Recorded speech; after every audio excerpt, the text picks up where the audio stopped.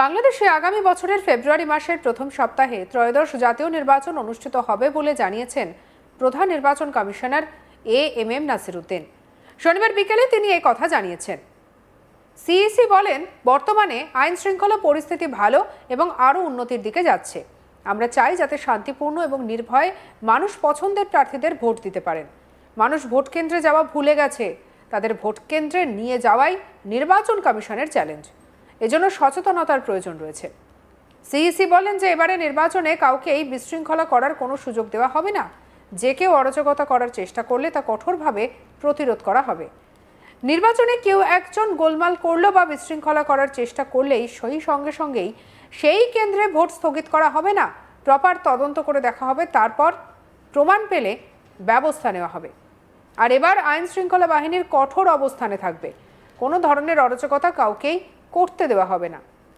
CEC আরও বলে, নির্বাচন অনুষ্ঠানের জন্য আমরা সব প্রস্তুতি গ্রহণ করেছি।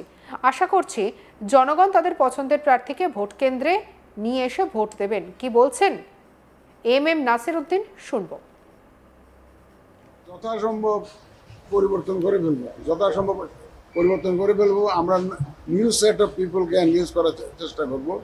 কারণ আগের যারা অনেকে হয়তো দেখবেন যে ওইভাবে নিজে সহযোগে এ ধরনের কোনো কোলাবোরেশন করেন নাই, তাদের আমরা যদি দেখি ফিল যে না এদের ইউজ করা যায়, তাহলে করবো। না হলে কিন্তু নর্মালি আমাদের on principal we have decided যে আগের যারা ইনভলভ ছিল তাদেরকে যথাসম্ভব আমরা অ্যাভয়েড করবো, তাদেরকে আমরা কাজে লাগাবো।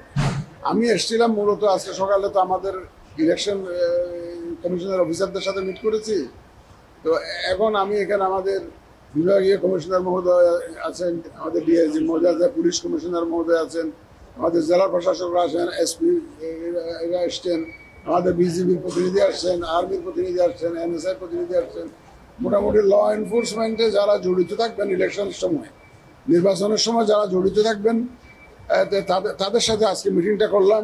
মিটিং করে এই এলাকায়, রংপুর এলাকায় আমাদের সিচুয়েশনটা অ্যাসেস করলাম যে কীরকম কী অবস্থা আছে, আইন শৃঙ্খলার পরিস্থিতি কীরকম, ইলেকশনের সময় কী কী চ্যালেঞ্জ আসতে পারে এই এলাকায়, ওনাদের বক্তব্য শুনলাম।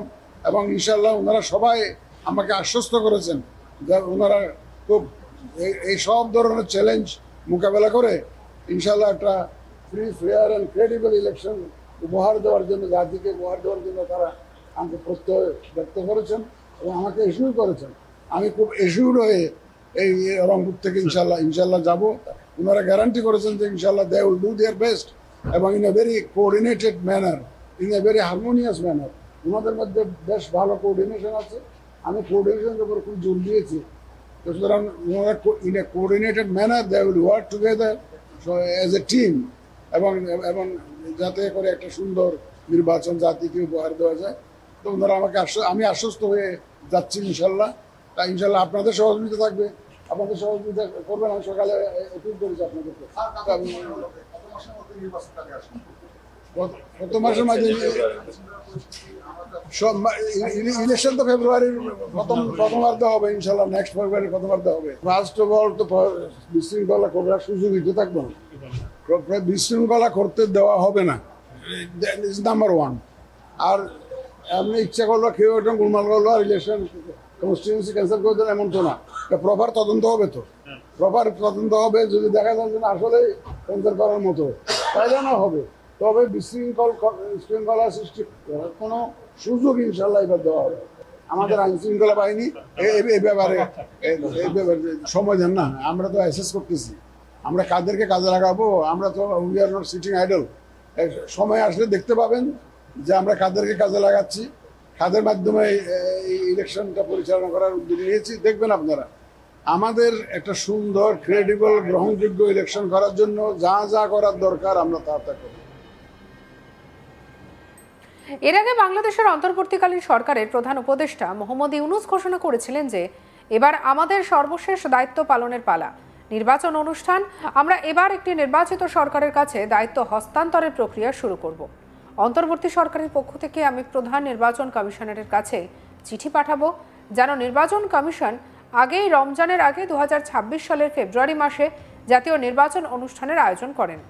নির্বাচন যাতে সুষ্ঠু এবং শান্তিপূর্ণভাবে সম্পন্ন হয় সেজন্য সরকারের পক্ষ থেকে সব ধরনের সহযোগিতা করা হবে বলেও আশ্বাস দিয়েছেন ইউনূস। তিনি বলেন, দেশের মানুষের ভোটাধিকার কেড়ে নেওয়ার কারণে 15 বছর ধরে নাগরিকেরা ভোট দিতে পারেননি। এবারের নির্বাচনে আমরা আমাদের বকেয়া আনন্দ সহ মহা আনন্দে ভোট দিতে চাই। কি বলছেন ইউনূস, শুনব। একটা নির্বাচিত সরকারের কাছে দায়িত্ব হস্তান্তরের প্রক্রিয়া শুরু করব।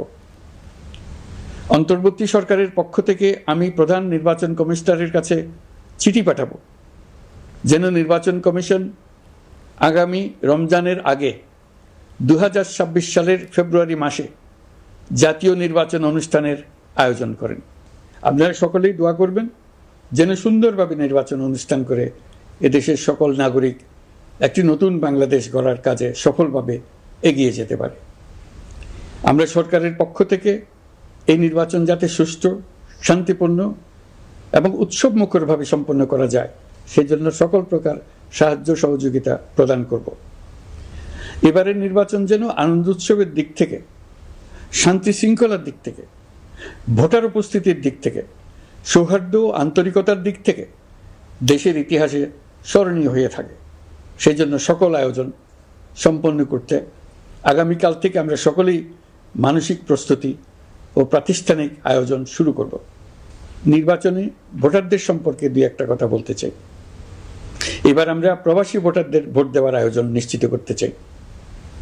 অর্থনৈতিক দিক থেকে সম্পূর্ণ বিধ্বস্ত বাংলাদেশ যে আবার দ্রুত ঘুরে দাঁড়াতে পেরেছে তার বড় কারণ হলো আমাদের রেমিটেন্স যোদ্ধাদের ঐতিহাসিক অবদান।